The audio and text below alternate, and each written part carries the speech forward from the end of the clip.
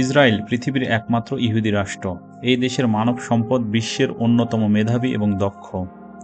আজকের এই ভিডিও থেকে আমরা জানব কেন ইহুদি সম্প্রদায়ের বাচ্চারা এত বুদ্ধিমান। মেধা বিকাশের জন্য ইহুদি সম্প্রদায় তাদের বাচ্চার জন্য কি কি কাজ করে, বাচ্চাকে কি কি খাবার খাওয়ানো হয়, কত বছর বয়সে পড়াশোনা শুরু করে, বয়সের কোন কোন ধাপে কি কি কাজের দায়িত্ব দেওয়া হয়। এছাড়া থাকছে ইহুদি বাচ্চাদের গর্ভধারণ থেকে শুরু করে বড় হওয়া পর্যন্ত প্রতিটি ধাপের বিস্তারিত তথ্য। এ ধরনের আরও ভিডিও দেখার জন্য এই চ্যানেলটি সাবস্ক্রাইব করার অনুরোধ করছি। পৃথিবীতে ইহুদি ধর্ম বিশ্বাসী মানুষের সংখ্যা মাত্র 1,50,00,000-এর সামান্য বেশি। এই সামান্য মানব সম্পদ নিয়ে সারা বিশ্বে জ্ঞান বিজ্ঞান প্রযুক্তি ব্যবসা বাণিজ্য গণমাধ্যমে একক আধিপত্য বিস্তার করেছে ইহুদি সম্প্রদায়। বর্তমান জ্ঞান বিজ্ঞান প্রযুক্তি ব্যবসা বাণিজ্য পরিকল্পনা সহ সকল ক্ষেত্রে ইহুদি সম্প্রদায় সবথেকে এগিয়ে আছে। বিশেষ করে ব্যবসার ক্ষেত্রে ইহুদি জাতি পৃথিবীতে একক রাজত্ব করছে। অস্ত্র শিল্প, ফ্যাশন ডিজাইন, প্রসাধনী, যোগাযোগ প্রযুক্তি, ইলেকট্রনিক পণ্য সহ প্রায় সকল ক্ষেত্রে তাদের সফলতা অবাক হওয়ার মতো। পৃথিবীর একমাত্র ইহুদি রাষ্ট্র ইসরায়েল। এই সামান্য জনসংখ্যার ইহুদি রাষ্ট্র 200 কোটি মুসলিম সহ সারা পৃথিবীর মানুষকে ব্যাপকভাবে নিয়ন্ত্রণ করছে। বিশ্বের অধিকাংশ বড় বড় কোম্পানি এবং বহুজাতিক প্রযুক্তি প্রতিষ্ঠানের মালিক ইহুদি সম্প্রদায়ের মানুষ।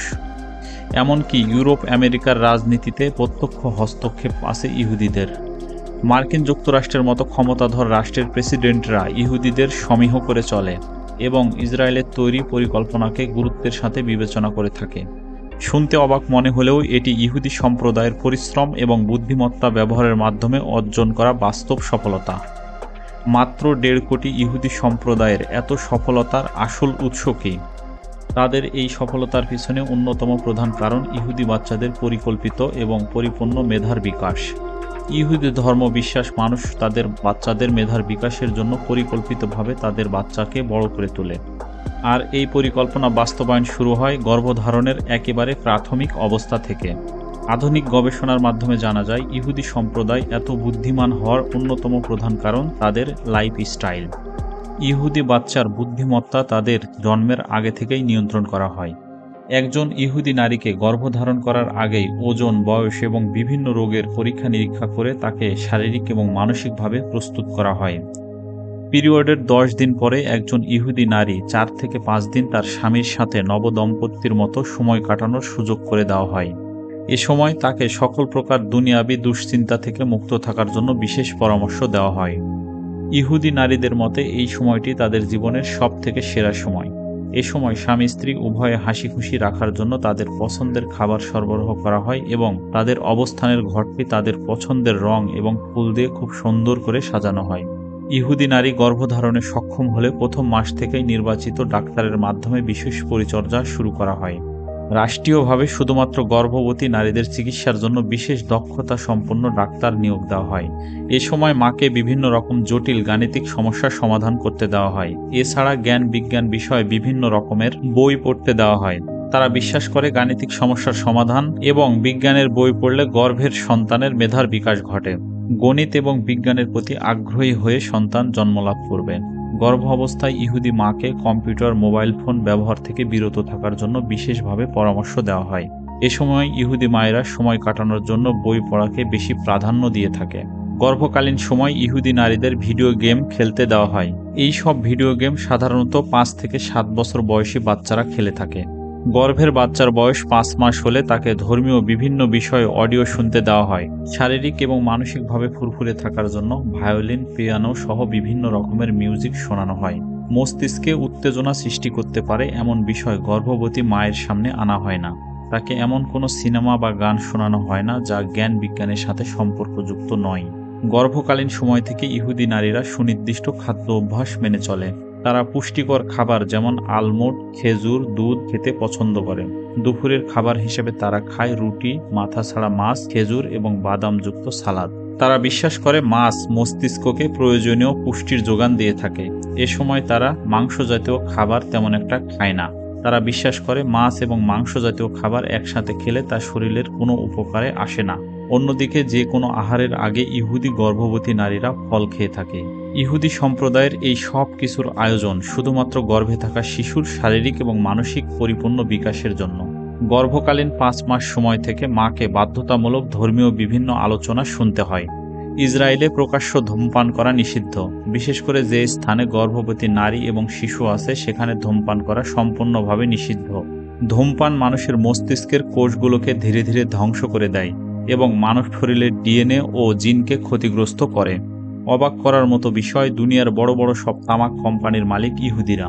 এরা নিজেদের দেশ এবং বাড়িতে ধূমপানকে নিষিদ্ধ করেছে আর সারা বিশ্বকে বিভিন্ন কৌশলের মাধ্যমে তামাকের যোগান দিয়ে যাচ্ছে।